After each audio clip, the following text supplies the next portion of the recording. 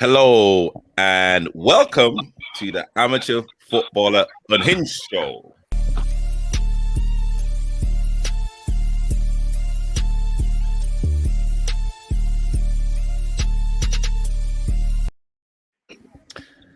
Hey, my name is Brees, and I used to be the best centre back in the UK, but I cannot use that phrase right now, and I'm not going to talk about it because it's not about me tonight.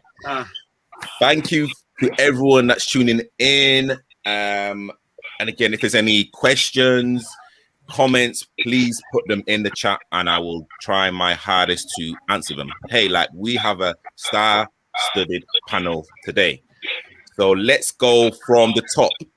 Coach Amit, I'm not going to talk too much because you are the special guest, but Coach Amit is a coach of Grand Athletic, who are currently the League Challenge Cup winners. So well done. Thank you, guys. And then we have Barry at the top, Ultimate Football Network, the founder. Again, he has an extensive network of over 600 people on his phone, and he's literally here to actually spread knowledge and again to support everyone from grassroots all the way up to the elite. We have Barry G, Coach Barry, founder of Independent FC, more than 30 years in the game, and he's brought through many pro players, and he's got a lot of players on his books. I can already be scouted for Norwich, Middlesbrough. It goes on. We have Mimi, founder of MO Sports Coaching, a football coach. And again, his kind of CV and his kind of knowledge is literally runs deep. Very knowledgeable. He does one-to-one sessions, group sessions. So again, thank you to Mimi. And we have Laura, who's a big grassroots fan. She just loves the game of football. She's a West Ham supporter. Huge smile. So hey, you know what? This is going to be a wonderful show. So again, thank you to everyone tuning in. So hey, again, actually, before I start, I just something I just want to put out. Next week, Sunday, on the 29th of August, I'll be playing in a charity game. It's Charcoal Celebrities versus Sands United, and the players involved, we have Jimmy Bullard, Michael Dewberry, Neil Ruddock, Arj from The Only Way is Essex, and myself.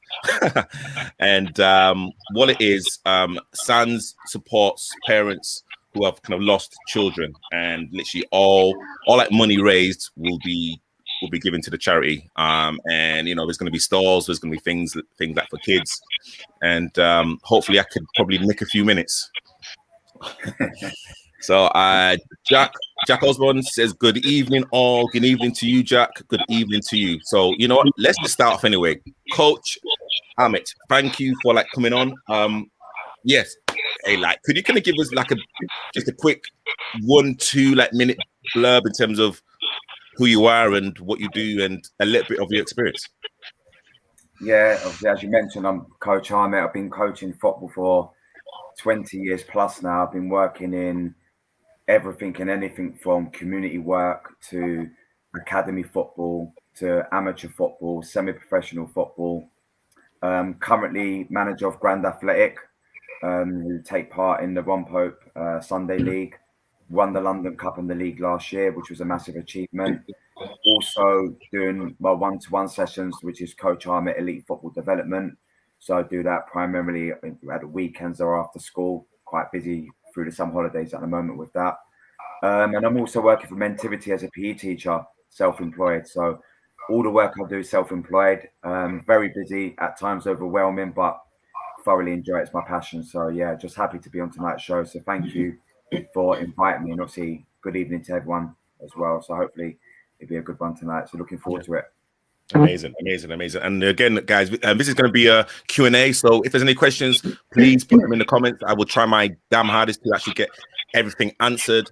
And again, this is just going to be a general chit chat as well. So, hey, hopefully you guys will enjoy. So the first question I will give to Mimi.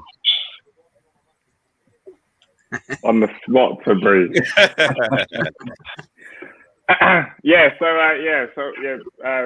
Quite a thorough, good football coaching background. What would you say in terms of, through all of your different experiences, what would you say are the sort of differences or similarities between grassroots amateur football and then the academy, semi-pro, pro level that you've coached at? What sort of piece of information you can give to us in terms of the type of players you've coached at the different levels? Yeah, I mean, across the different levels, there's a clear passion in terms of the children who take part in the football. They're out there, they love football, they want it to be fun, they want it to be enjoyable, they want it to be competitive. I've been lucky to kind of coach in those various environments where I can try and provide that positive environment for children, even adults, to just enjoy it. And I think through enjoyment and through making training hard and competitive and also engaging, I think there's always a clear kind of picture or clear kind of trend in just what happens within the sessions or even within the teams. So I think there's a clear passion in terms of the people that take part in it. Obviously across the levels it might vary slightly. So in terms of the elite football, in a way they kind of have to be there, the players, in terms of they're trying to kind of go on and become a young kind of professional footballer. Where at your kind of lower levels, whether it be community based or even like your grassroots teams, they don't have to be there, and actually sometimes they have a lot of other interests as well. Not that elite footballers don't have that as well, but I think their time and their structure needs to be probably managed a little bit more effectively. Whereas some of the younger ones or grassroots level, it's a little bit more varied. They're a little bit more flexible in you could have them for 3 Sundays or a Saturday, 3 Saturdays, and then maybe don't have them for the next 2 weeks because maybe they're doing something else. I hear that. No, that's why you have your decent squad size in terms of those teams. So okay, cool. And Laura, would love to hear your question. So what kind of level do you prefer to work with, the top or the lower? Do you think some want it more than others? Is it easier to work with the top, or like you say, they're there because they have to be there, whereas the others want to be there, maybe? I think the first part to your question in terms of what I prefer or what I maybe find easier. I've been coaching for like 20 years plus now, and as I mentioned earlier, I've done everything from starting off as a volunteer, working in community organisations where it was just about getting kids out and doing something positive and engaging them, and that was sometimes working in local estates in South London, in Peckham or Nunhead or Dulwich, in that kind of suburb borough, and then there's been obviously other environments where I'm working with in elite centres where I've worked for, say, Fulham, where you're trying to help those young children push on and maybe get trials for those professional clubs and then potentially get signed.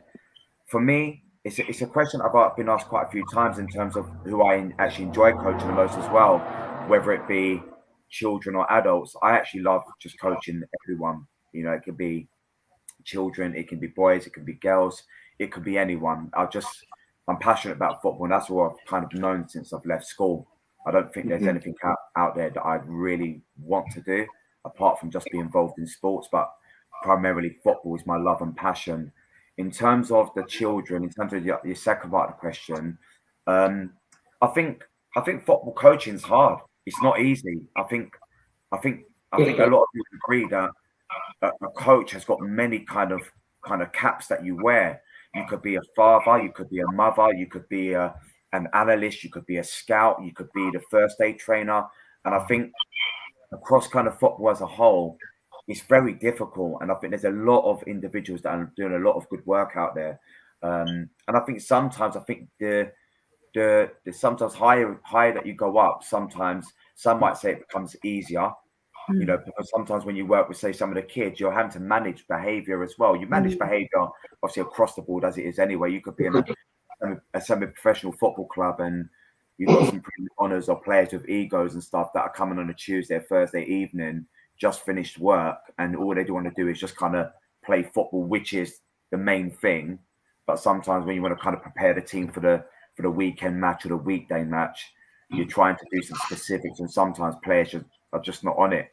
So you're having those challenges and having to try and manage them. So I think football and coaching as a whole isn't easy, and I take my hat off for everyone that's involved in it. And do you think that there's red tape, like the higher you like get in the football pyramid? When you mean by red tape, what do you mean specifically? So, you like spoke about how like players are different, and literally like management is slightly different, like the higher you like become. And again, you know, there's like a lot of people that sometimes fall out of love because of the kind of red tape, like the higher you. Okay, I think I know what you mean. Yeah, so I mean, look, when we start off doing anything, it's about enjoyment, isn't it? You know, I know there's some parents out there that push their children into something, and it's about them. You know, it's about them being the footballer that they wanted to be. Going into kind of becoming a professional footballer. I mean, I've got 2 children. I've got a son and a daughter, and I could be out there every day, every morning, training them like mad. But I don't. My son naturally is passionate about football because he sees what I do, you know, and hopefully I'm that positive role model. But I don't. His love for football is just through seeing what I do as a coach, and fortunately for him, he's been involved in sessions or programs, or you know that I've been running or delivering. So I think sometimes when you go higher up, players do sometimes fall out of love out of the game because sometimes there's too much pressure. I think we have to allow players to be who they are, you know, have fun, work hard, you know, and but also just enjoy being a kid or even a young man, you know, because even when I look at some of the adults that play at semi-professional football, even professional football, us adults here, we're still like little kids anyway. We still want to be the people that we was when we was younger. Do you know what I mean? Nothing's changed. It's all that we've done is just get a little bit older. You know, well, I'm 40 this year anyway. So yeah, but so, you know, we're still the same individuals, and it's got to be about enjoyment. But obviously, in terms of where you are in your journey, then, you know, then there's layers that are added to it in terms of the seriousness of that football. Coach Barry. Evening, Ahmet. Hiya, evening. My question's a bit different. I'm more interested in like, when you was growing up, what was your football career like? What was your influences around you? Because you're still very young, and you said that I've looked at your CV and you started coaching from like quite a young age. Why did you move from like playing straight into coaching to such a high level? Did you get in? Was it injury, or what happened? Why you moved from one to the other? So it's a bit personal. I don't want to dig too deep. Sorry. No, dig deep. Dig deep. We want to dig deep. No, listen. That's me all over, Barry. So I don't mind those questions because that's what in terms of your question. Yeah. That question. This is who I am. So that enables me to answer kind of my journey from when I started as a young child to where I am now. Now, what influenced you as a young child? What influenced you? You know what? I've just been fortunately I've always had that kind of that inner drive, that determination, that passion. Yeah. I think when I was in primary school, as we probably have many stories, my friend asked me to come down to a local club. It was Elms Football Club. Yeah. I was playing for like the B team. Losing every week, crying after the games. Just, you know, I think I had that inner kind of, you know, I wanted to win, I wanted to do well, and then luckily I think we played Athenley in the Bexley Cup or the London Cup or whatever it was, and the manager for Athenley and the team Athenley that we was playing was 3 leagues above us. So on paper we were supposed to get annihilated. You know, we were supposed to get beat really bad. I think at half time, I think it was like something like 4-0 or 5-0, and I was playing as a centre back. He saw something on me, and from that moment, when he asked me to sign for Athenley, my football kind of career as a young child just flew. So I started playing for Athenley. We won trophy after trophy every year. Within 1 week, he made me captain of the team. The players and the teams that hold me Yeah, so that was massive. He was where I was from as well. So my background's Turkish Cypriot, and that's where my manager for Athlete was from as well. And he was like a second dad to me, you know. Yeah. So it was just kind of meant to be. And so I won lots of trophies, leagues, and cups.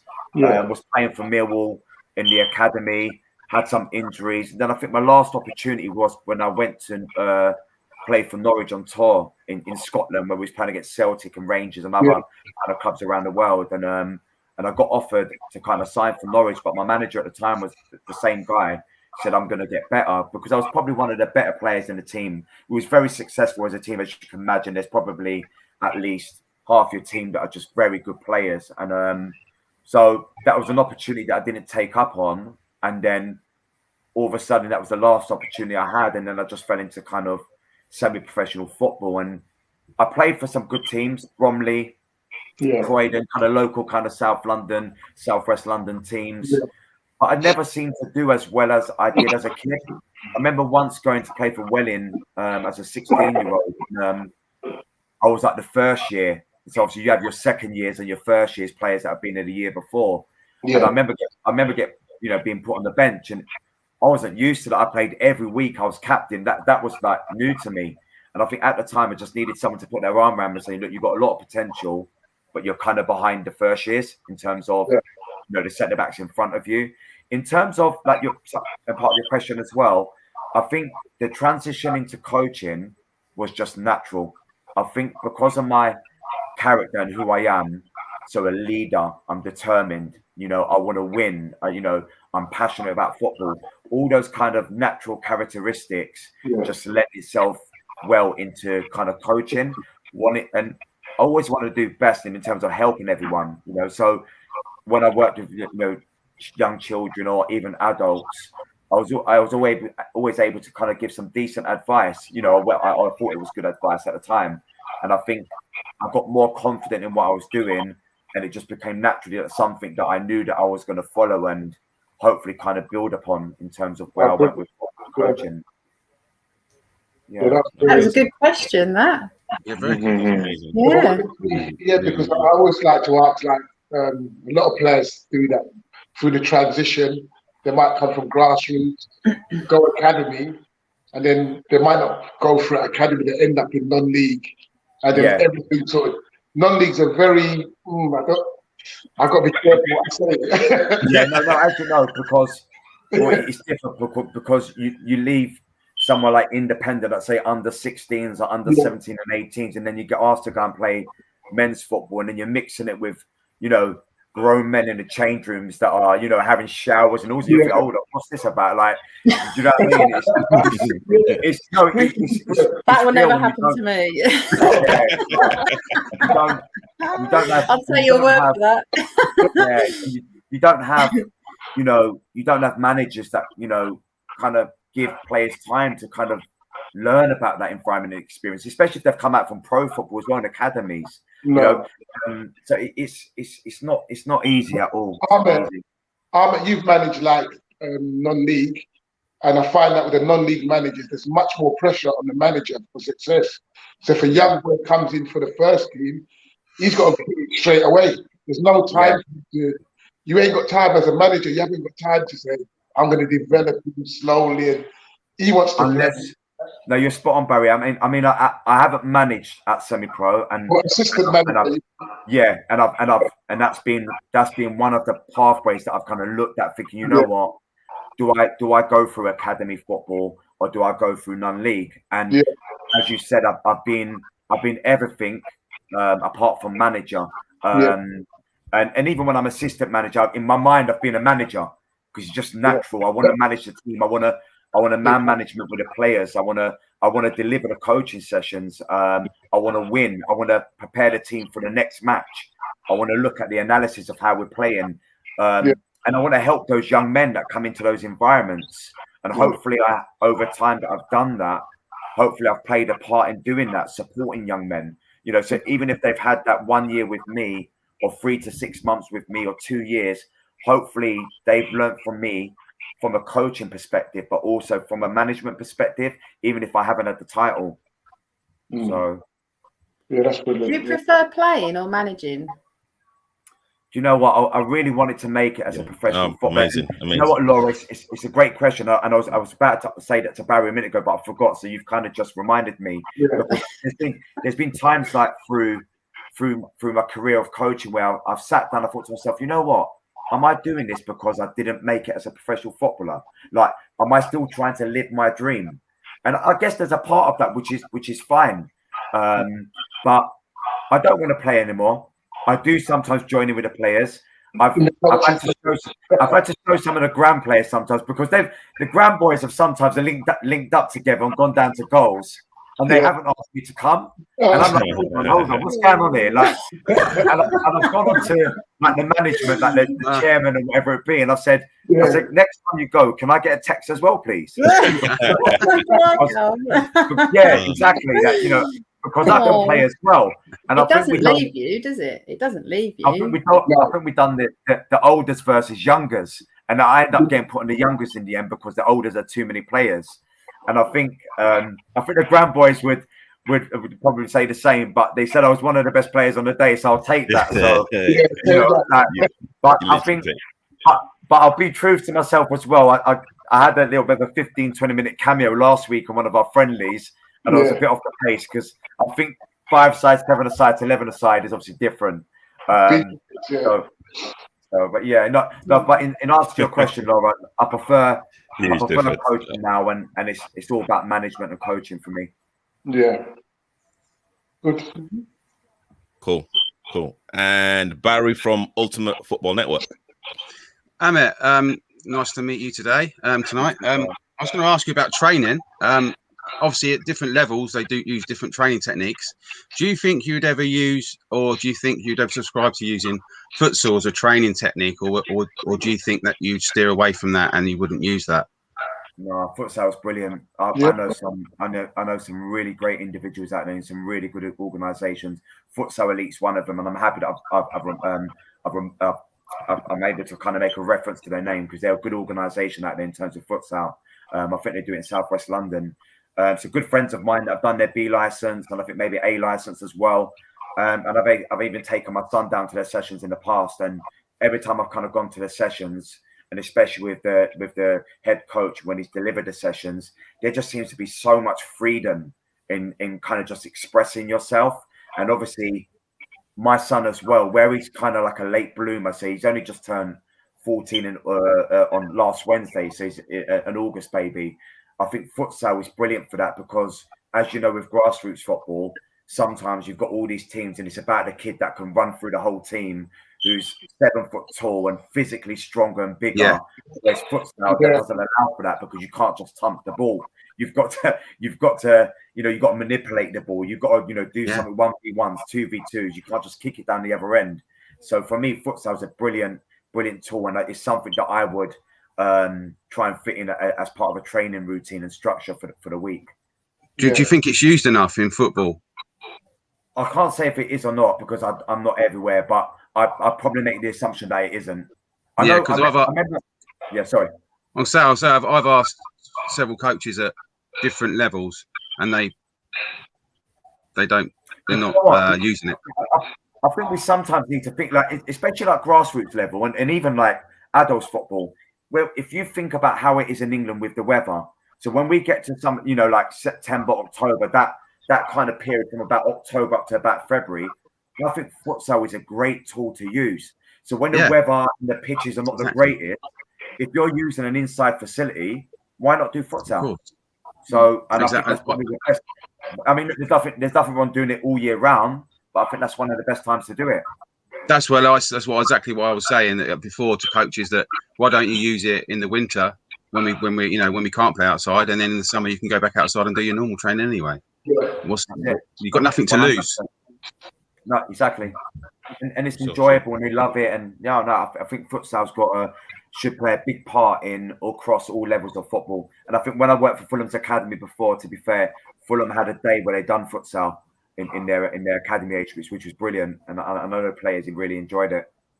Yeah, amazing. Okay, Can I ask a question? Yeah, is that like a type of training that you do if you can't I'm not up to speed on what this is. What you're talking about? Can you just explain it briefly?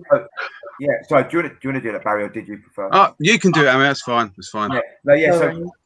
So Laura, literally, futsal is a bit similar to like five-a-side, so like 5v5 or 6v6. Futsal is predominantly played inside, like your sports halls that you get like the leisure centres or the school facilities. And with the futsal ball, it's like a weighted ball. So if you try to lift it off the ground like any other ball, it won't lift like that. So when we think about kind of some of the different physicalities that children have, and sometimes some children don't have that power in terms of passing and shooting over, longer kind of distances. Futsal encourages where you have to manipulate the ball more. So what are you like on the ball as an individual? And children that, and if you think about grassroots in terms of, and even the modern game now with the adults, a lot of teams are kind of playing out from the back. So futsal's great for that because it encourages not to kick the ball from one end down to the other, whereas actually you try to maybe include in your game style where you're playing out from the back and you're having to kind of manipulate that ball and kind of play through it. And you're kind of forced to do that in a way because even if you try to kick the ball, as I said earlier, down the other end, it just won't happen.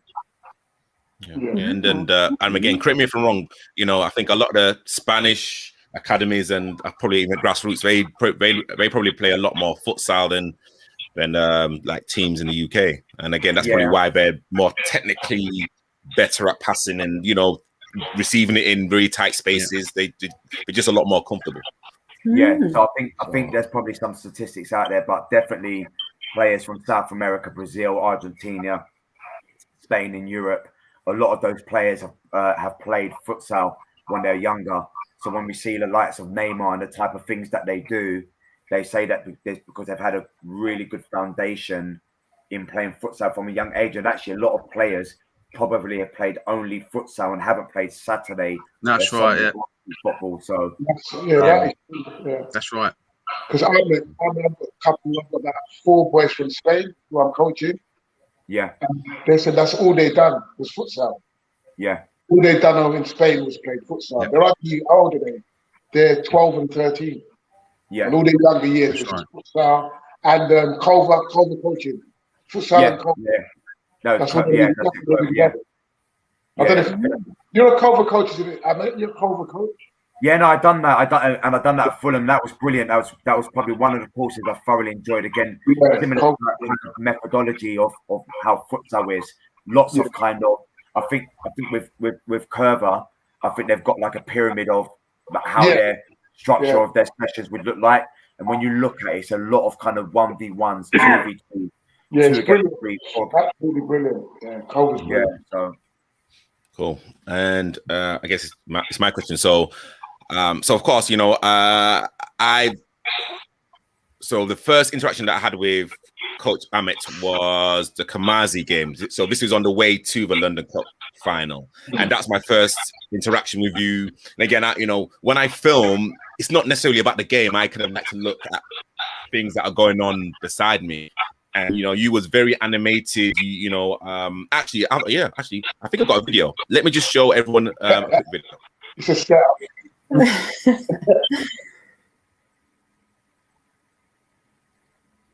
Oh, works. Glitch. Sabotage. That is new. Oh. Talking. Let them know. Trimmers, go round, just in case. Yes, Ola. Chase, come out. In a minute, Chase, come back in a minute. D, just be careful. A great support, but he didn't have it under control yet. Yeah. Come off it, then maybe make the run or get the ball to feet. Yeah, you got it. Come on. Sorry. Boys, find Luke down the sides. Body, get nice and big, or run off him. Omar, have you gone up? Yeah, okay. Play from Jordan, play. What's the show? Midfielder show. Hey, come on, mindset. Yeah, he's on his shoulder.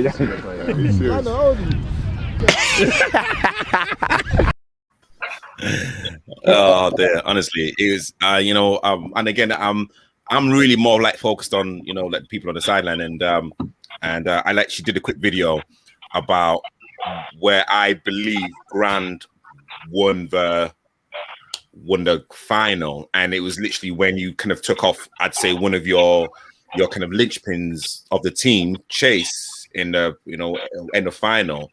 And I've actually got another video which I'll probably show a little bit later. But I mean, what was said in the changing room? Actually, you know what? Let me show the video first before saying that. Where the referee is. Remember, just be ready. Be ready. Yeah, just be ready. Be ready. Everybody be ready.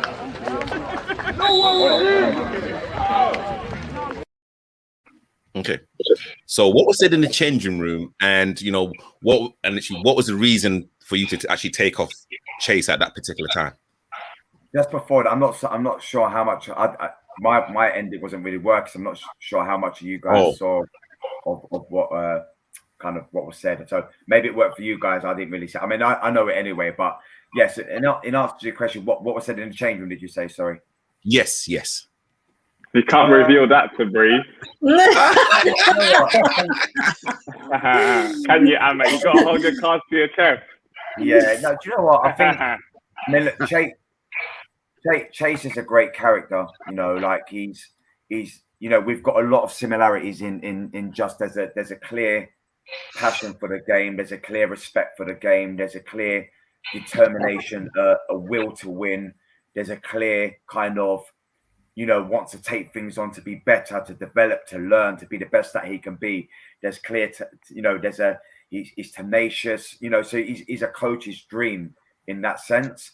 And I think, when you're playing a game of that magnitude, like a cup final, whether it be semi-final, quarter-final, emotions are flying high, aren't they? And I think my job, and obviously working closely with Finny Banks as well in terms of other management at Grand, our job is trying to keep the change room nice and calm, and try and bring it back to, where we can be a little bit more calm and actually talk about, what went well in the first half and where we could be better, instead of shouting and, ranting and raving. Obviously Chase, after I told him, he was disappointed. He understood, he was clearly gutted, like anyone. Like no one wants to come off at halftime in any type of game, especially that magnitude of a game in a cup final, especially when you've got a player of Chase's characteristics, who wants to go out there and he wants to do it for the team. It's not just about him, it's about, for the team. He wants to win, which you will see when he's on the sidelines, when he's not playing, when he's injured. I mean, he's been there both for our friendlies, this season, because he wants to be around the boys and he wants to help. And I think my word was to him, look, you're on a yellow card. The game's quite tense, it's quite close. All it takes is one more late challenge or one dodgy call from the referee, and then we're having to play the game with 10 men. So I had to make that call along with Vinny as well. He understood it, but like I said, just like I would be, he was gutted. But the minute I then made the substitution, and that player was very influential as well when he came on, and obviously we ended up winning the game, you kind of forget about those things, and as you saw in that little video that you showed, fortunately, when a player gets taken off, you can get brought back on in the London Cup. So I mentioned to him, just be ready and be prepared, just like I would with any of the other players. So and that was it. And that kind of shows a lot of discipline, because again, you are like managing 22 men with egos, and again, it's a final, and that like moment, it was a very heartwarming moment. Yeah. It was kind of something that again shows your pedigree, and kind of also it can literally shows that you literally also have the respect of Chase and also the other players, because again, no one even batted an eyelid. So again, that was it kind of showed. At Grand, and I'm really grateful for the opportunity that I've got with Grand Athletic. We met in the summer last year, and it was put to me about managing the team.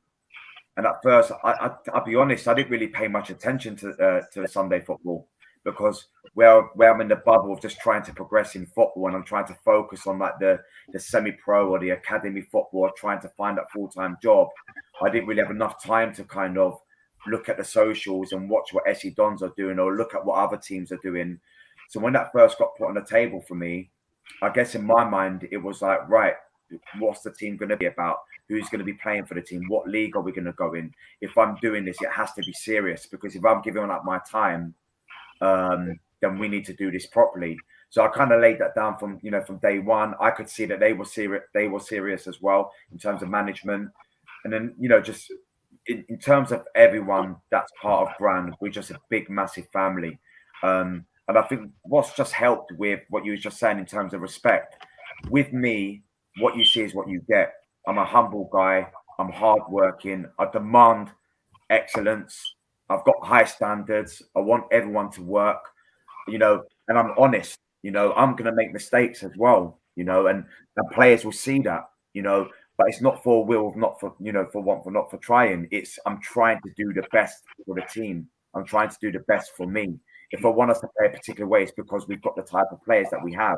If it's because we've got to change our style, we've got to change our style. If I think a player hasn't played well enough, he's got to come off, or I expect better from him in the next 15, 20 minutes. And I'm just honest with the players, because there's too many times, especially with the type of players that I have at Grand, a lot of these boys play a very, very high level. And I think a lot of boys that play Sunday football, that actually play higher levels on a Saturday, they've just had enough. They've had enough playing on a Saturday level, where they've moved from club to club to club to club. Yes. That honesty from the managers. So hopefully, like I said, I've been able to play my part and build those positive relationships with these players, so that in the future, when I get my opportunity, I'll be calling upon these players, depending on the levels that I'm managing at. And So, Ahmet, how long have you been at Grand? How long have I been there, do you say, sorry? Yeah, at Grand. How long have you been there? Just our first season last year. And you won the league and the London Cup? Yeah. Ahmet, what league What do do you you play eat in? for breakfast? What league do you play in? That is something. Grand playing the Ron Pope in the Surrey League. Yeah, so we've got our nearest kind of competitors would be Brixton, who took us all the way in the semi-final, and I've been honest with them. Is that Kaz? Sorry.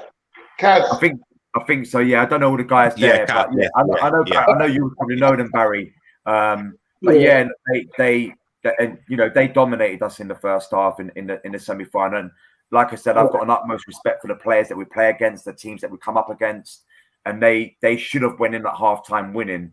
And I think the second half we stepped it up, and they got a little bit tired.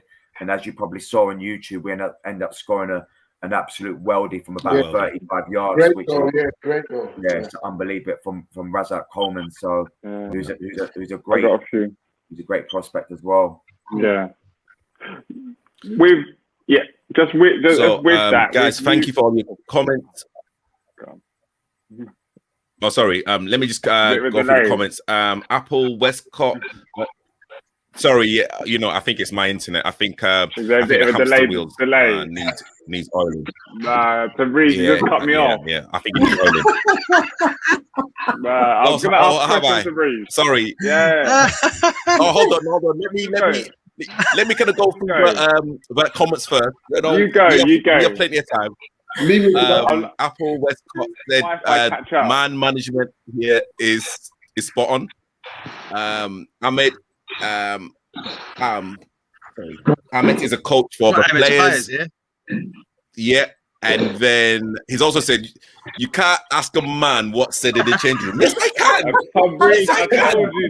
Yes, I can. What stays in this? Of course. Why not? I mean, nah. You know what? Honestly, like, I can always say the most important I want to know. Yeah, you know what I'm saying? Like, the most important bit in a football match is the halftime team talk. That's the most important thing in the whole football game. I swear that. I think. Sorry to cut you.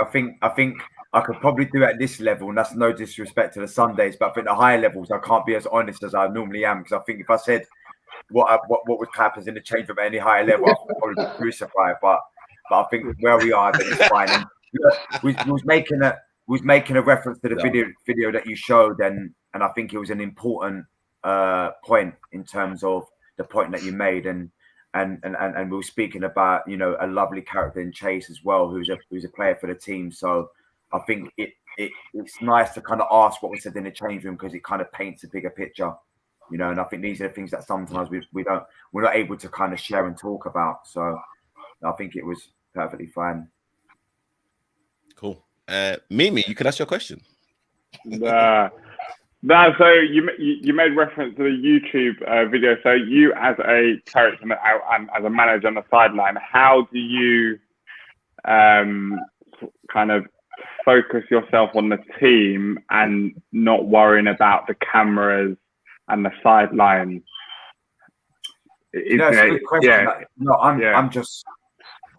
I eat, sleep football, live football. So I'm so engrossed in what's going on, and you know, and it's very important for me that within that moment, it doesn't matter who we're playing, I'm observing what's going on.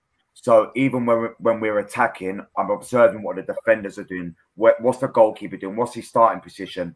I'm observing what the team's formation is. Are they playing 3 against 3 in central midfield, or are we a man down in terms of being outnumbered? So I'm always trying to observe and try and read ahead the next 5-10 minutes. I think when I played football, I think one of my biggest attributes, and it kind of leads on to the questions you asked earlier, one of my biggest attributes, and I'm probably fortunate in a way, because, you know, I must be to be able to coach the way I coach. As a player, I read the game very well. I wasn't the quickest. I was sharp over 10 yards. I played as a centre back, and then naturally went into the centre midfield as a defensive midfielder. And I just read the game very well. I remember playing against strikers, top strikers at grassroots level, and I would always play them offside, and they'd be going mad. And, this guy always playing me offside. How's he doing it? And it was always that step ahead. So I think when I'm on the touchline and I'm managing grand, it doesn't matter who it is that's standing behind me, or the cameras left, right. Even when sometimes the players are talking. So obviously I'll talk to the players, because I'll prepare them if I'm going to make a sub, or I'm making sure they're ready in terms of warming up for when they're going to come on. Or if the ball goes out of play, that might give me the opportunity to maybe speak with management, so with Vinny at ground, or talk to the players on the pitch. So I'm just fully engrossed on what's going on, observing every single minute. So, and not getting carried away with the score, not getting carried away with how we're playing, and just demanding and demanding and demanding more. And I can't stop. I can't. Maybe I'll change my way as I get older, and the levels maybe change. And I think I mentioned it to Brees before, and I've mentioned it even with the players I'm working with. If I was maybe coaching them more consistently, then maybe I would say less more on the touchline, because obviously the players have to think independently as well.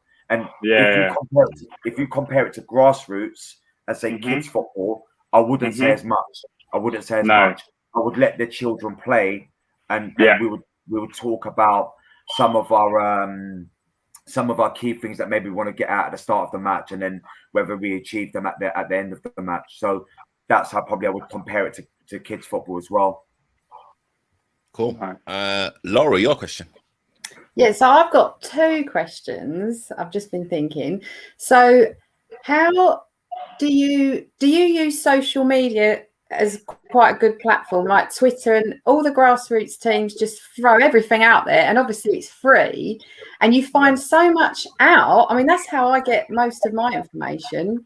And is that how you get players, or do they just come to you, or do you go and scout them? How does it all tie in together? Firstly, I do use social media. So I'm on Insta, Facebook, and Twitter. Coach.Ahmet 81, I think, at Instagram. I don't use it consistently. I try to showcase the work I do as a coach, including like tonight's video, because obviously I'm trying to paint that picture. I'm trying to build my profile and just trying to be noticed, as you know, but not noticed from a kind of ego perspective. I probably don't talk myself up enough. Just trying to put things out there to try and keep progressing, developing. In terms of players for Grand Athletic, we're lucky to have you know, a lot of guys working behind closed doors, as you probably call it. We've got players that play at a very good level on Saturdays, and then they're around a good network of players, so they try and maybe, you know, communicate with their friends at the clubs that they're playing with, and then we try and naturally have that transition where they might come into the preseason friendlies like what we're playing now, and then start looking at those players and then integrate them into the team. But we have players that don't just play on the Saturdays. We have players that play lower level football as well, and you probably class them as Sunday level footballers.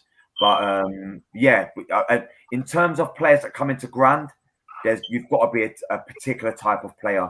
You've got to buy in to what we are. There is no egos. Everyone's hardworking. Everyone has high standards. Everyone's honest. We're not this team that want to fight other clubs on a Sunday. We try and have the utmost respect for the referee, the teams that we're coming up against, the management that we're coming up against. Obviously, there's sometimes things that go out on social media because sometimes you're trying to kind of build your platforms and whatnot. But as a whole, you know, there's got to be a particular type of Grand player that will come into our team that we would be interested in. Cool. Coach Barry. Oh, my question's always a bit different. My one's got Ahmet, you've done all your coaching levels and things like that, but all the best coaches I've come across and met, they like put all this talent they've learned and skills they've learned, and they still make like their own template. Have you got the Ahmet template, what you use when you go to clubs, your own way, your own style, or do you follow all the things you've been learned in your UEFA A, UEFA B, Cova? Or do you have your Ahmet template, what you have, which is a mixture of everything you've learned? Do you know what, Barry? You're smashing it with the questions tonight. No, seriously, that's a no disrespect to no one else. That's a top question. You know what? I think one of the most important. No, that isn't disrespect. You know, I think I'm just going to disconnect. Yeah, we don't need to. I think one of the most important things, Barry. Yeah. If I don't answer that question straight away. No. We would all probably agree here, not just with football and what we do. It's very important that we don't lose our identity. And I think sometimes we can get carried away by watching what other people do. And it's very important that you spend time knowing who you are as an individual. So then when you take it into kind of football context, I've been in situations where I've gone into professional academies and I haven't enjoyed it sometimes. And my mentality's changed now. Everything I do is about how I coach, what I do.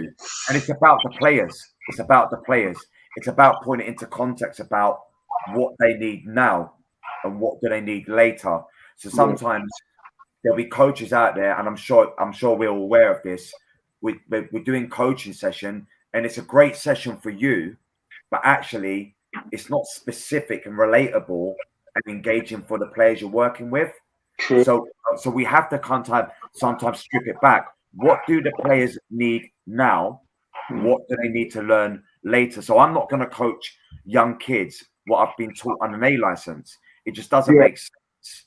For young kids, it's always about enjoyment anyway. And of course, you'll then throw little things in there to make it harder, to make it more progressive. Yeah.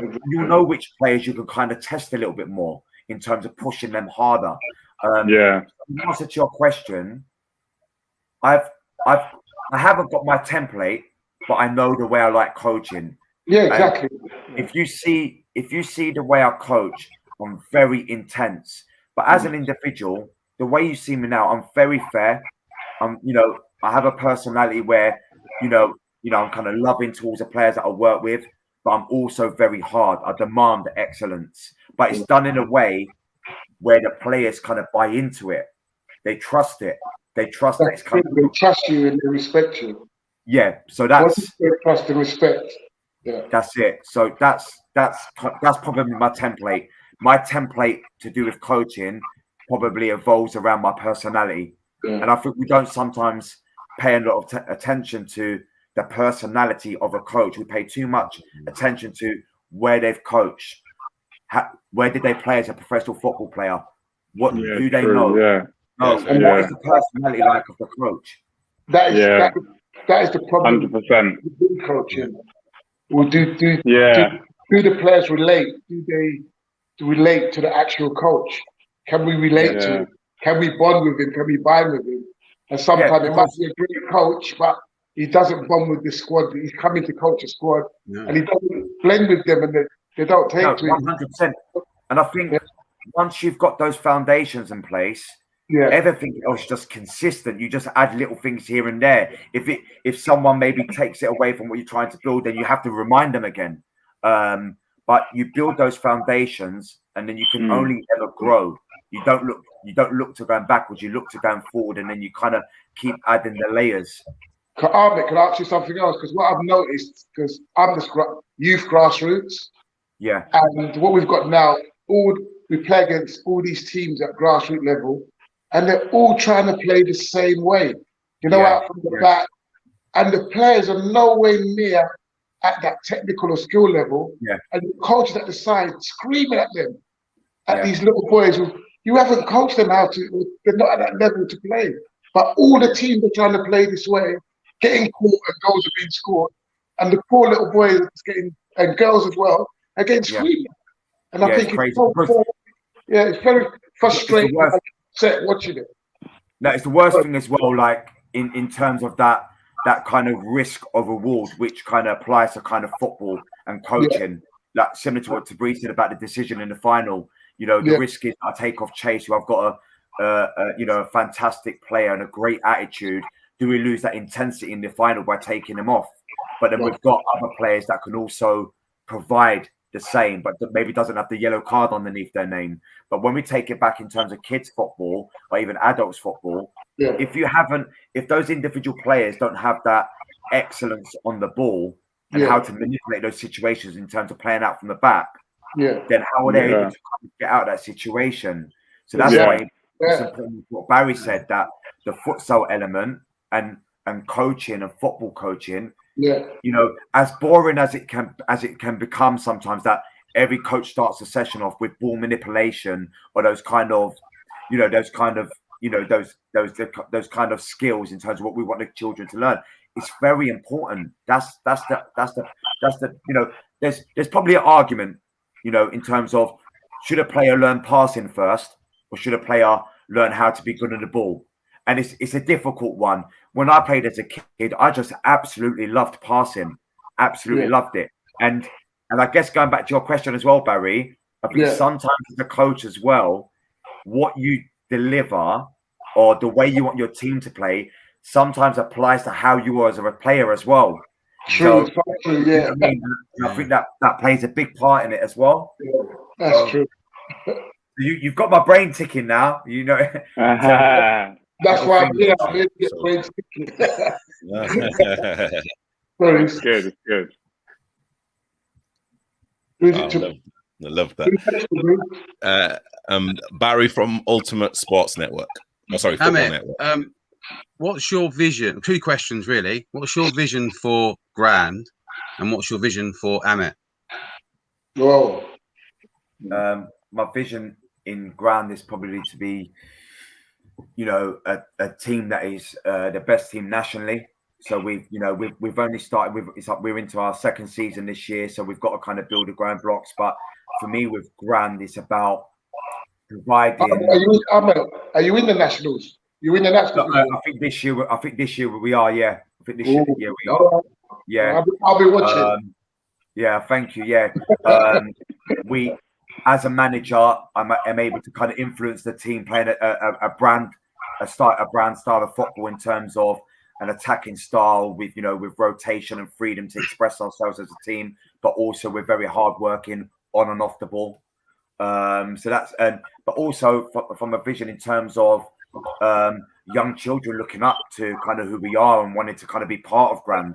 So it might be that we've got our Grand kind of youth teams and are now kind of aspiring to want to become part of Grand in terms of the senior perspective, and having those kind of, you know, from that marketing perspective, people out there kind of wanting to be the next Grand, wanting to be the next, you know, Coach Amit or the next Coach Vinny, or, you know, wanting to be the next player that we've got in our team. So it's about the youth, isn't it? It's about the players that are and the children that are coming up. We've got to be able to provide for them in a way where they can look up to positive role models.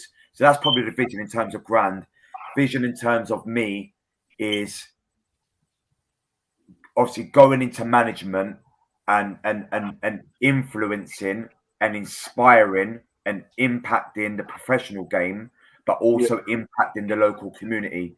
Impacting the local community in a way where there's individuals of my ethnicity, whether it be Black, Asian, Turkish, that I play that part where they can look up to me and thought, you know what, he's gone into professional football.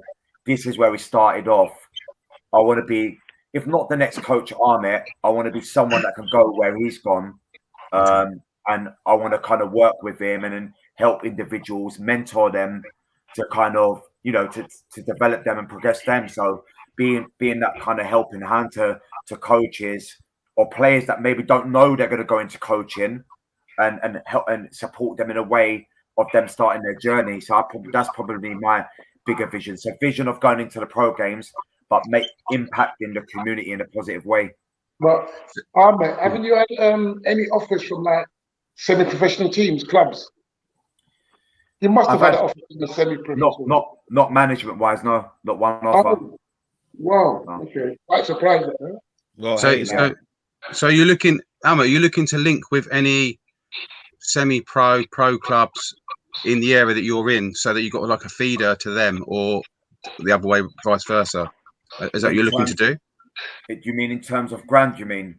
Yeah. So like, yeah. In terms of Grand, I think I guess there might be some over the short term, longer term. I think there might be a way of doing it in terms of, there might be that link. So if Grand and the management I say management above me, but the management guys that first started Grand, Javan and Jordan and the guys even behind them as well, they put a lot of work into obviously making Grand successful, and we've had an unbelievable first season.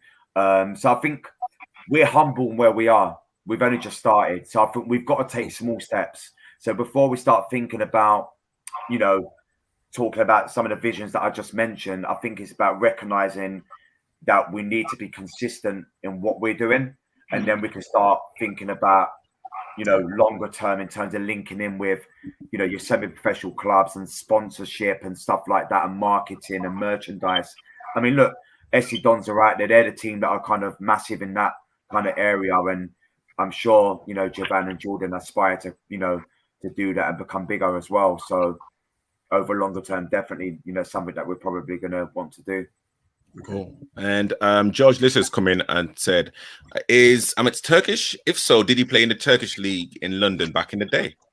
I did. Yeah, I did. I played. I actually loved it. Yeah. So when I started, I think finishing my I say football career in terms of kind of semi-professional football, the Turkish community can be so big and sometimes so small. But I ended up playing in the North London League down at Hackney Marshes, and I played for a team called Akıncılar. So yeah, and they were very successful. Yes, I did play in the Turkish league for a short while, and I absolutely loved it because again, we're so passionate. We've got a lot of kind of the guys that kind of manage the team. They put a lot of time and effort into it. So they'll be running their business Monday to Friday or Monday to Saturday, and then they're sometimes trying to put money back into the team.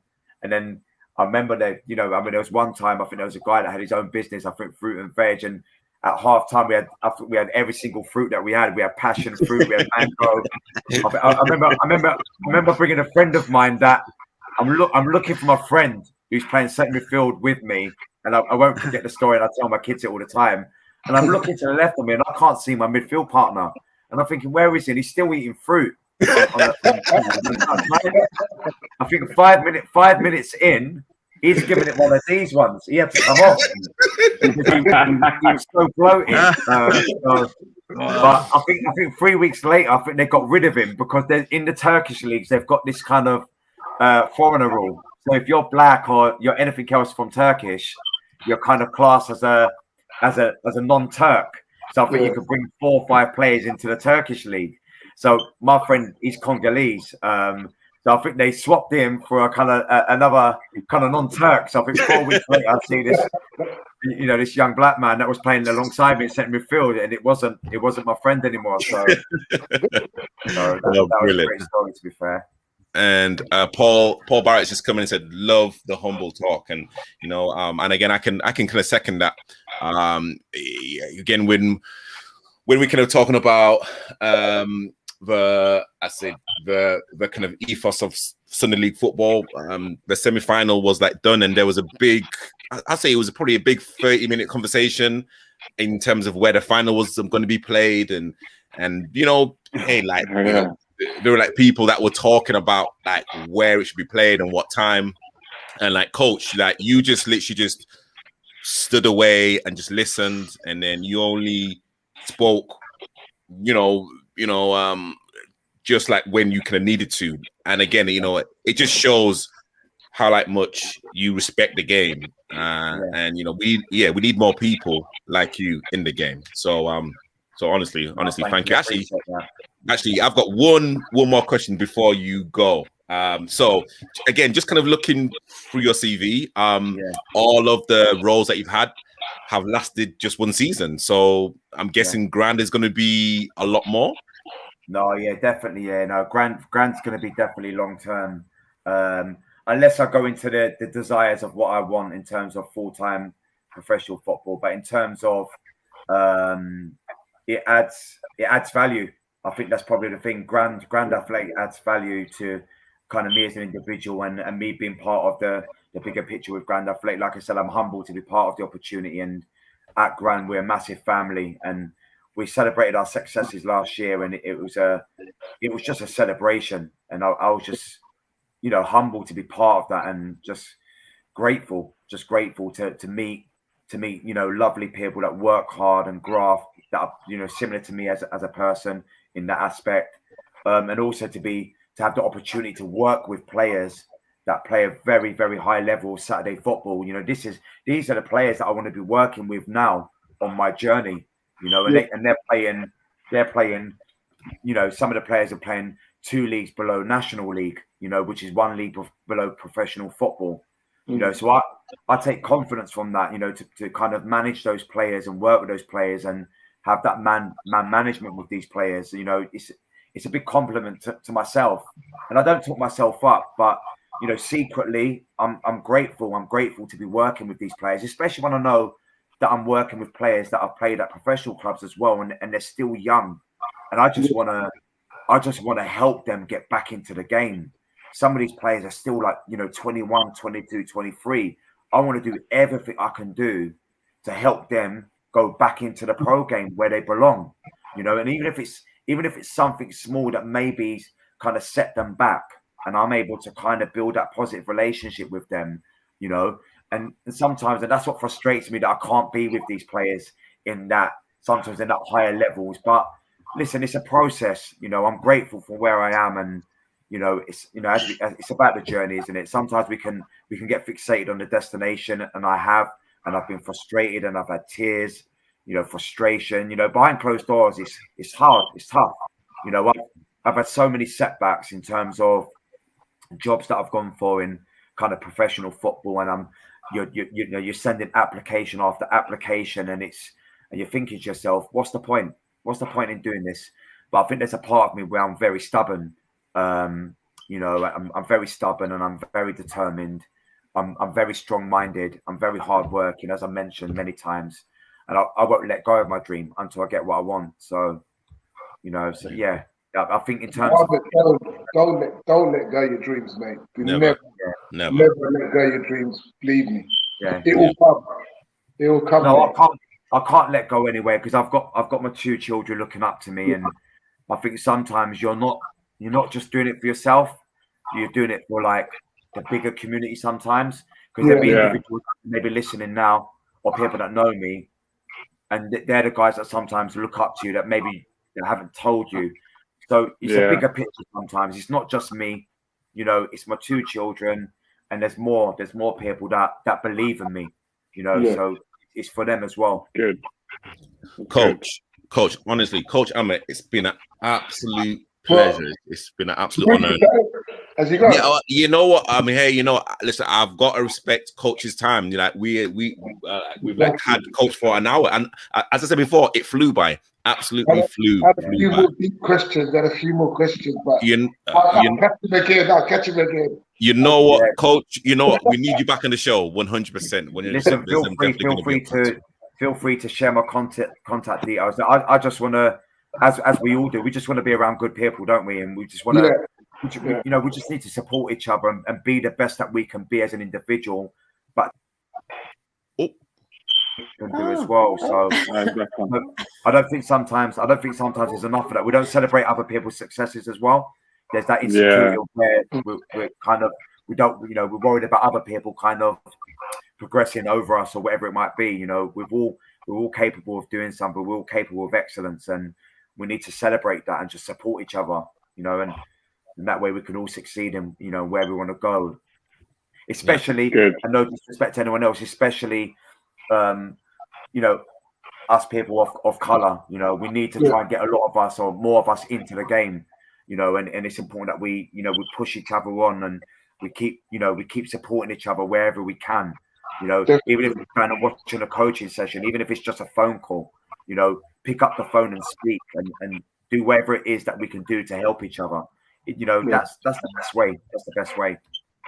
So true.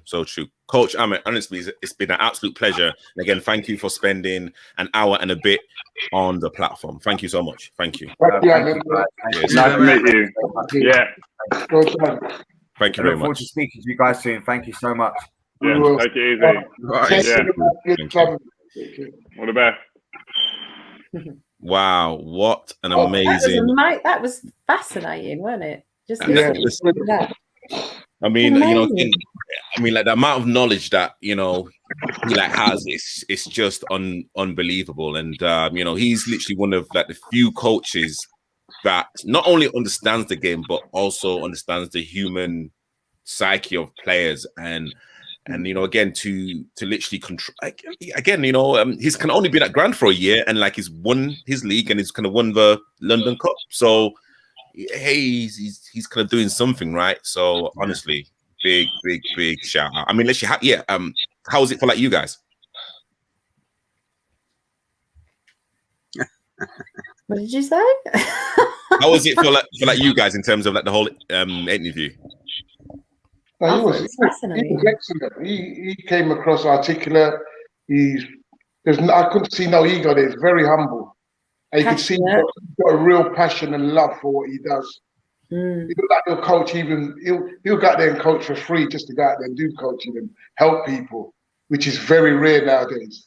And that's why they do well, probably, because he's like that. Yeah. Guys got his heart's in the right place, man. It's good to see.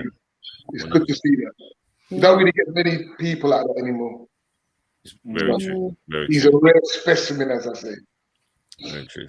So before we go on to the second part, which is about 20 minutes long, let me just put this picture on. So again, on the 29th of August, which is a Sunday, I'll be playing for the charity team, the Charcoal versus Sands United. And again, Aj from The Only Ways Essex, Jimmy Bullard, Michael Dewberry, Neil Ruddock, and myself, we'll be literally playing for like charity for Sands United. And Sands United supports parents who have lost babies, who have kind of lost kids. So again, every single penny that's raised on that day will be kind of given to that charity. There's going to be bouncy castles, there's going to be food stalls, there's going to be music, there's going to be entertainment. So and again, it's kind of something that also means a lot to me. I've had family members and close like friends that have kind of gone through the kind of heartbreak. So it's absolute honor to be asked to play. And again, if I can get a minute or so, I'd be hey, like I'm just there to like support. So anyone that kind of wants to come, please let me know. There's going to be stuff on Instagram and on Twitter as well. So yeah, no, great stuff. So hey, let's kind of talk about the Premiership, because we haven't spoken about the Premiership in a long time. So hey, Who's on top of the league? So is it Chelsea or is it United? United drew tonight. No, Chelsea. No, it'll be Chelsea. It's Chelsea. It really can't be United. Or Liverpool. It's Chelsea. On goal difference. Chelsea or United. Chelsea or not even United because they drew, didn't they? Chelsea or Liverpool, right? They drew, yeah. Chelsea, Liverpool. Okay, so literally, if we can probably just swap the Chelsea Liverpool position, so that's probably where Liverpool are going to finish, though, right? No. Oh, Chelsea are top. Yeah, Chelsea are top. No, so okay, so like, can you? So where like do you think? Let's say, Laura, let's kind of start with you. Like West Ham had an amazing season last season. They did, yeah. Is that going good to last continue? I don't know. Well, I mean, again, like, what's your kind of prediction? And literally, Oh, God. I need to do some transfers and stop waiting for all the dregs that are going to be left. It's just really frustrating being a West Ham supporter. Last year was stressful. It was good and stressful all at once. And yeah, we did really well. And I went to the at Atlanta game a couple of weeks ago, and yeah, it was a friendly, and yeah, we won. But it just, I don't know, it weren't that exciting, and I just thought, is this what's to come, But then Newcastle, we were down, weren't we, at first? But then we came back. But I don't know, there's just something missing. I don't know what it is. I just don't know if they're going to do as well as they did last season. Okay. But because I think West Ham I think there was talk about West Ham being took over, but I'm not too sure if that's going ahead. I think see this I just think this is mad to do this when the season's starting, because it must play on minds and it must affect things. If you go on Twitter, it's all the fans are moaning about, and get so and so out and everybody else, and I just think it's taking over. Just do it or don't do it, and just let them settle and get the new players in and just get on with it. It's just frustrating. It really is. Well, that Laura, that rumour's come up for the past 5 years now. I know, but I think it might. I don't know. Other people are getting involved now, Rio and Anton, and they're putting their pennies worth in, and it's, I don't know what's going on. I don't know. I just want them to play. I just want them to win. But yeah, I really don't think we're going to do as well as we did last year. I really don't. Okay. No. So you might get some players in though. You still got the window open, haven't you? So you might get some players in. I know, but I wish they'd just do it, because otherwise we're just going to be everything left and nobody else. You don't know. You never know. Actually, Barry from the Ultimate Sports Network, you're support. Hey, you know what? Let me I want you to tell everyone who you support rather than me trying to waffle. I support AFC Wimbledon, so you all know the story about AFC Wimbledon. I take it. MK. Sorry? Am I allowed to say MK? No. You're banned now, Barry. Out. All right. They don't have the right to that last name, so then they can't have that. They can have that was bad for football. That was bad. K, but they can't have the rest. Yeah. Has anyone seen the ground? No. I've not seen it. No. I've seen it. Brilliant. What do you think, Barry? It looks superb. I drove past there 2 weeks ago. Looks really. I haven't been in. I've saw that. Yeah, I was there for the opening game. Yeah, really nice. What's it amazing? Like? Oh. It's amazing. Unbelievable. And do you think Wimbledon will ever get back to like the kind of glory days of John Fashanu, Vinnie Jones, the crazy gang? I mean, like, is that something that the locals really, really want? They don't crave Premier League football. They crave football. Yeah. They just want a team to support. That's all they wanted. They're not interested in making it to the Premier League. They don't really care. But what they care about is having a team to support, because they got it ripped away from them. Yeah. And if you imagine if your team was ripped away from you, Yeah. So that's all they want. If they get there, they're happy to get there, but they don't want to get there on the back of a £1 million businessman. They want to get there on their own back. Yeah. Okay. Right, so the fans, because the fans all own the club. Oh, Barry, say that again. Who owns the club? How's the club owned? 50-50 The fans do. No. The fans own the club. Okay. Oh, that's brilliant. Yeah. Okay. Well, I mean, hey, so Wimbledon are in League 2. Is it League 2? League 1.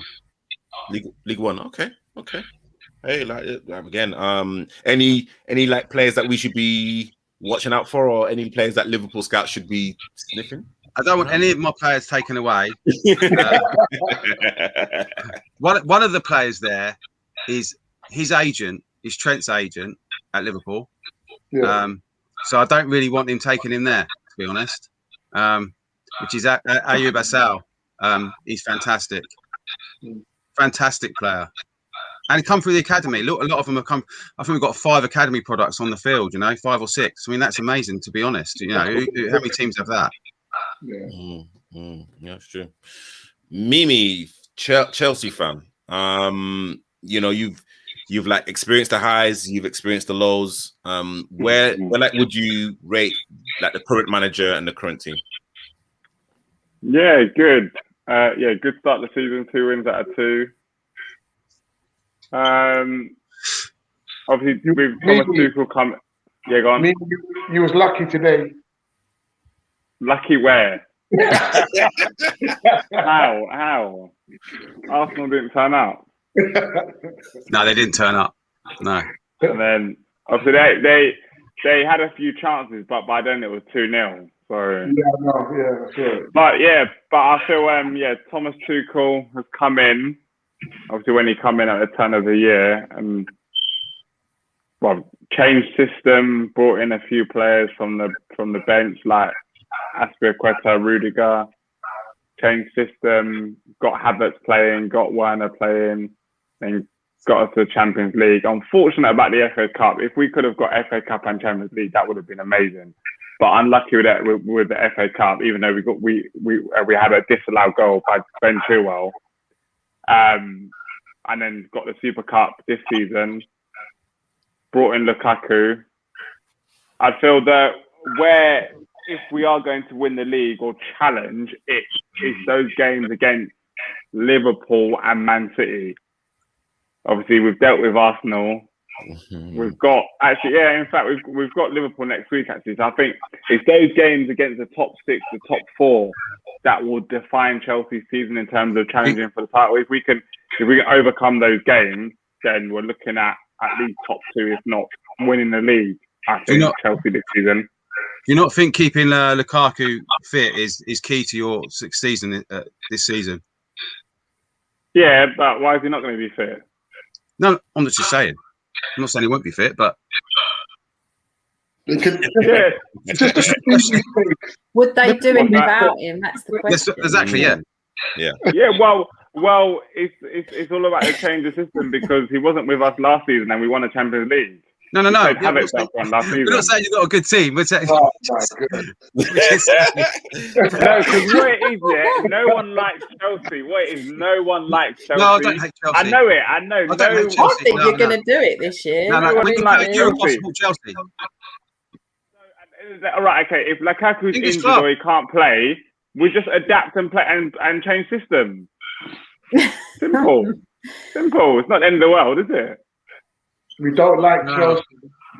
No one likes Chelsea. I don't hate Chelsea. I don't mind. I don't hate Chelsea. No. I just wonder if they'll struggle. I wonder if they'll struggle without him. That's all, Lukaku. We'll see. They won't. They won't. If he was to get injured or if he was to miss a game or whatnot, they will just adapt. Obviously, it comes from the manager.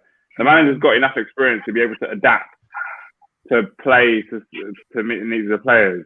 Obviously, with Lukaku coming in now, it just changes how Chelsea plays.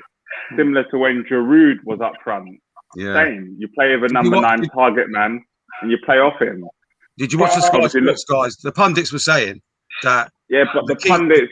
I'm just saying. Go on. You know what they said. No, I don't. I don't They listen said to the pundits. the key to Chelsea's season is keeping Lukaku fit. Yeah, They of course put it they're going all to say on that. one player, though. They shouldn't do that. Rubbish. That's rubbish. Yeah. I It's think- just What's that? media hype, That's isn't Sky it? for you, Bazza. Yeah. It's just hype. But this is like all the blimmin' Kane saga with Spurs and is he going?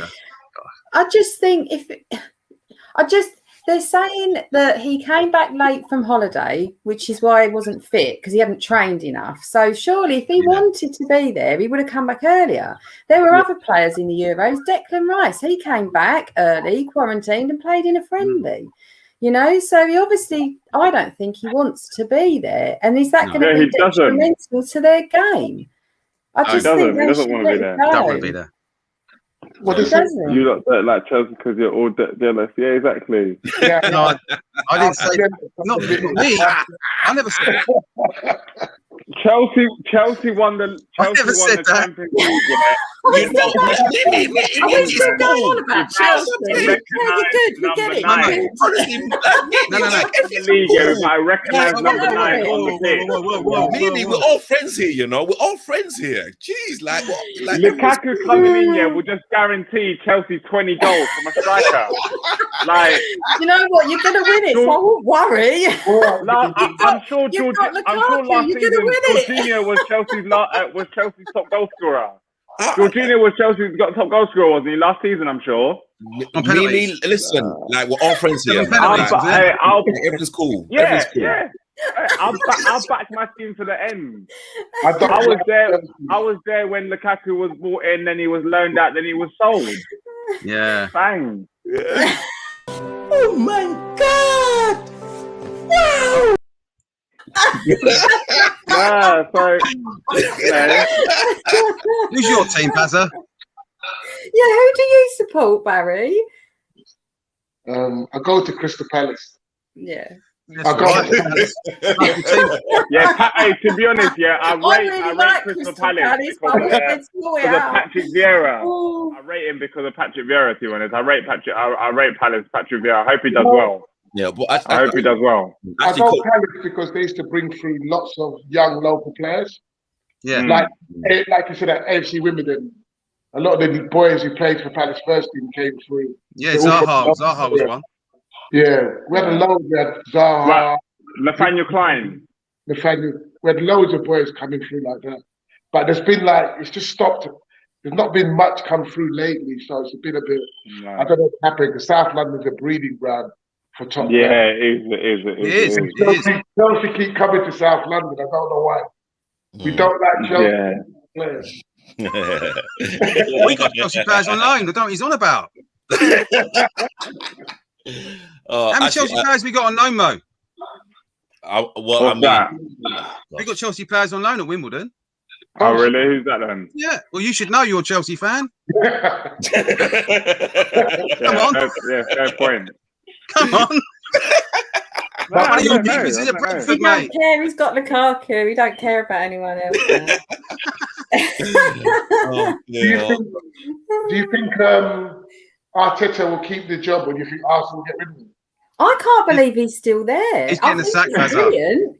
But they're normally so fickle with managers, aren't they? But they're sticking with him, and I think, and they've spent the most money. I don't think he'll stay, Laura.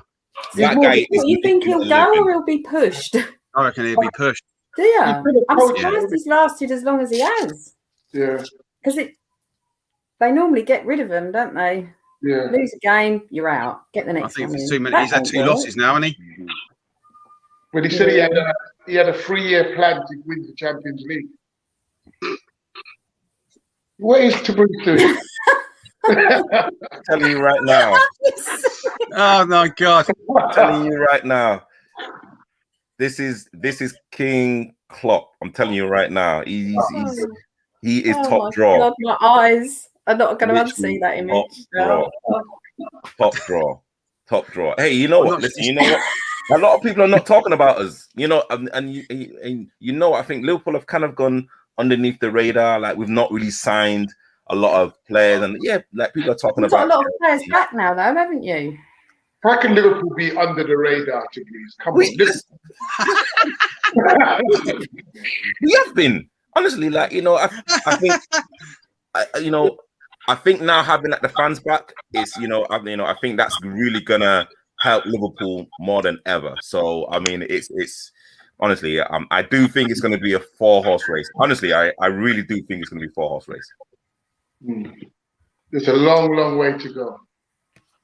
And actually, to Coach Barry, and also another question to like Barry as well. I know that we've like talking about academy football, and I know Chelsea have loaned out a lot of their players. I mean, Coach Barry, I know that we like spoke about Nathaniel Klein, and that's a player that you brought through as a pro. How have you? I mean, have you got any boys that are looking at going to Chelsea? And what would your advice be? Going to a Chelsea, Arsenal, or a Liverpool academy? No, not so much. Chelsea academy is one of the best out there, and with Chelsea, even if you don't even make it at Chelsea, look how many boys they've had who've come through the academies, gone on to have great careers at other clubs. It's a really, really, if you go to Chelsea, it's a brilliant academy. It's one of the highest levels of academy out there. Like I said, we've got a boy going to Liverpool. He's been invited up to Liverpool, which is another great, great, great academy. Very high standard, great players coming through. Arsenal, when was it? 80s, 90s, Arsenal had one of the best academies. And I don't know what's happened. I don't know what's happened to the academy. I really don't. They had so many top players coming through. So Barry might be able to tell you what's happened, what was a change there. I don't know what happened at Arsenal. They used to get so many top players coming through the academy. West Ham's the same. I saw West Ham's 18s and 23s, and I was very disappointed. Because West Ham, remember, you had Rio, Defoe. A lot of your players came through a club called Sedran. It was the best grassroots team in East London. And I don't know what's happened there. There's been a massive breakdown. Your 18s, your 23s don't look that great. Sorry, Laura. No, you're right. They don't. I'm not going to disagree. They don't. Yeah, they don't look that great. They don't look like there's much coming through. But Chelsea, I can't argue with Mimi there. Top draw. Even now, you go down there, every age group is top. Every age group is top. Their scouting network is fantastic. Yeah. And literally talking about network, I mean, Barry, like you've got an amazing, pool of networks that you manage, and you are like the founder. I mean, have you kind of seen a lot of academy coaches, managers looking for players, and what's like your experience literally seeing like people go through your network? On the managers and coaches network, they tend to not, especially academy wise, they tend not to ask for a lot of players on openly. So if they are looking for some, they'll do it privately on a direct message. It's the clubs that are like grassroots, non-league. They will ask. They'll ask me directly for players, and I'll search for them in the players network, which we have, because any player can go on there, be listed, and I'll put them together pretty much. I mean, it depends. Sometimes I get agents asking me, and I don't know what club they're asking for because they won't tell me. So they'll say they're asking for a left back, and I say what level. They'll say tier 2 or tier 1, and they won't tell me the club. So I won't necessarily know the club, but I'll just have to find a player that's potentially played at that level that I pass on to either a scout or an agent, depending on who's asking and what they want, and then I'll just put them in touch. The network's quite big, so obviously it covers not just managers and coaches, it covers chairmen, players, futsal, women's football, referees, everything really you could really want in football, you can get there pretty much. Yeah, amazing. And you know what, guys? It's 9:30. And honestly, I just want to thank everyone on the panel. It's been an absolute dream. It's flown by. Thank you so much for everyone's contribution. Thank you to all of the comments. Barry, the founder of Ultimate Football Network. I'm going to I'm going to literally tag everyone's Twitter handle on my next tweet, and also Barry, I know that you're on Instagram, so literally I'm going to tag you on Instagram. Honestly, Barry, Laura, Coach, Barry, Mimi, honestly, I mean, I've like really enjoyed it, and this is going to be first of many. And again, thank you to everyone, everyone that's tuned in. Owen Williams, top show people, thank you so much. And again, thank you to Coach Amit coming onto the show. And again, I think next week I will literally work on a special guest, or again, like we might just have a good old natter. And again, that's what humans are born to do, communicate. So guys, thank you so much for watching. My name is Tabriz, the former best centre back in the country. Coach Barry. So did you hear about the score? When? Today. No, Tabriz. I haven't heard it. All right. Don't tell him. Okay. Well, yeah. I mean, like it was. We lost 5-1. Oh my God. Okay, guys. Thank you all for watching. I will see everyone later.